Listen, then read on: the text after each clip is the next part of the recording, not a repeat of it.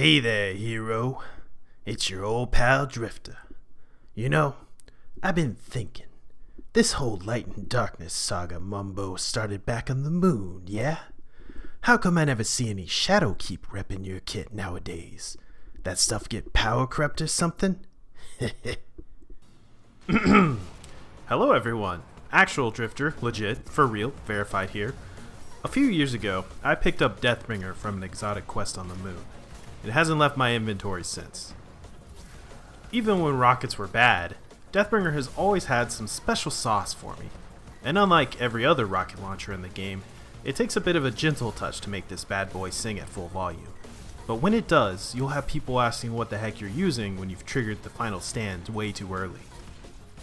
Deathbringer's modus operandi is that rather than being a rocket launcher, it's a cluster bomb. A homing cluster bomb. Treat it like a special grenade launcher. Hold the fire button to send the spawner projectile straight above the target's head, and then release to activate the bombing run. You can even start reloading early to optimize so long as you catch and release on the trigger correctly. And because the projectiles seek targets, Deathbringer basically can't whiff as long as you have the technique down. That's especially nice in a world where Divinity is getting nerfed soon. No crits required for full damage either. Even Roke's rush moves usually only dodge one or two of the orbs at worst. I love it. Friendship ended with Gallarhorn, Deathbringer is my new best friend.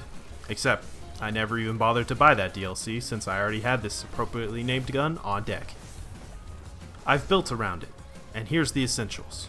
Deathbringer is Void, I go Void for the synergies. We're all in on Deathbringer, baby.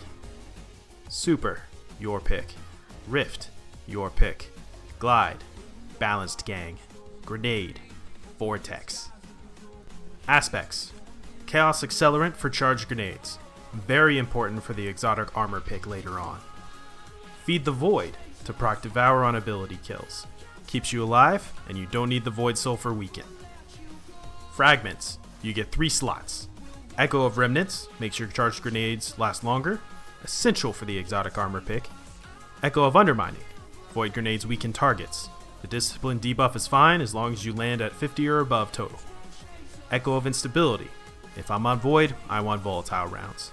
Volatile Deathbringer is some real king shit. Now, you may be thinking, wow, you're all in on grenades. Controverse hold! That's right. You ever throw a grenade and think, hey, where's my 40% refund? Well, guess what? As long as you actually hit something with that mini Nova bomb, Controverse has got you. In fact, with charged unrelenting vortex grenades, Controverse's internal cooldown is actually short enough to proc twice if something runs into the tail end of the AoE. In short, you'll most likely have your next grenade on deck by the time that Volatile rounds falls off. Because I wasn't joking about the mini Nova bomb thing. You're going to be killing enemies with them, I promise. Just make sure you actually charge them and hit them, or else you'll end up having to rely on something like a solar class item with explosive finisher. On that topic, you don't have to go all in on grenade regen mods thanks to the huge energy gains from Controverse Hold, especially if you use the combat mods to make Void Wells. We'll get there in a second. I mentioned it earlier, but 50 discipline is usually enough, but the higher the better. Recovery won't matter much since you'll be proccing Devour early and often, so focus instead on resilience. Otherwise, this build doesn't have any stringent stat requirements anyhow. It is a little less free on the weapon side though. In terms of weapon requirements, you want to be using a Void weapon to take advantage of Volatile rounds. Bonus points if it has Adrenaline Junkie. With the amount of grenades you'll be tossing, you should have excellent uptime on that one. The game plan for this build is to start any and every engagement with a charged Vortex to grab Volatile and Devour, then go to town with buff primary fire. Thanks to the absolute size and length of your grenades, tagging enemies multiple times to get the Controverse regen proc twice in a single rotation happens fairly frequently. Controverse Hold also gives a 20% damage resistance bonus while you're charging your grenades, so don't be afraid to use grenades as a defensive option either. Thanks to the Feed the Void, they'll heal you on kill by starting Devour, and kills with Devour active smooth out any grenade regen bumps in your engine as a sweet bonus.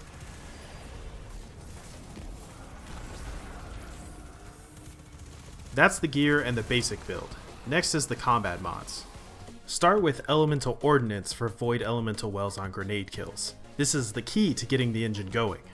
Then use Font of Might to convert those wells into a damage bonus for void weapons.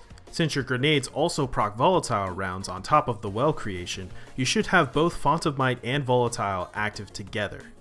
Next, use Elemental Charge to simultaneously stock 2 stacks of Charge with Light thanks to that same elemental well. And finally, slot in Argent Ordnance to turn those Charge with Light stocks into a damage boost for Deathbringer specifically. The last combat slot is a free space. I like having elemental armaments for more void wells, but seeking wells could give you some quality of life, and in the meantime, extra copies of Argent Ordnance can stack for an additive damage boost on Deathbringer. As long as you're using a void energy weapon, you'll gain a lot of incidental synergy with this setup that's meant for Deathbringer. Argent Ordnance is only spent when you fire a rocket, so since we're not spending charges otherwise, you should always have it on deck for when the damage phases start. All void weapons will benefit from Volatile rounds in Font of Might, so throwing grenades to make them and get Volatile rounds at the same time is never a bad deal. Ideally, you'll have Font of Might, Volatile, and Argent Ordnance all going when you whip out your big wand with 7 orbs. They stack for big DPS.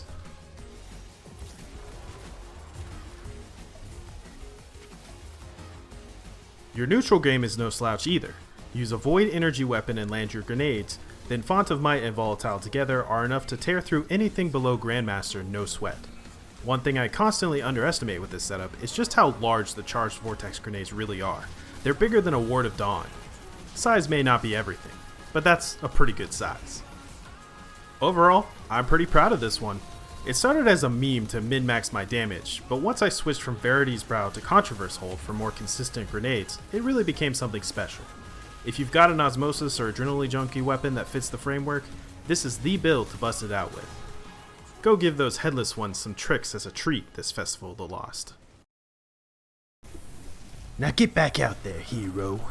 Them candy motes ain't gonna bank themselves.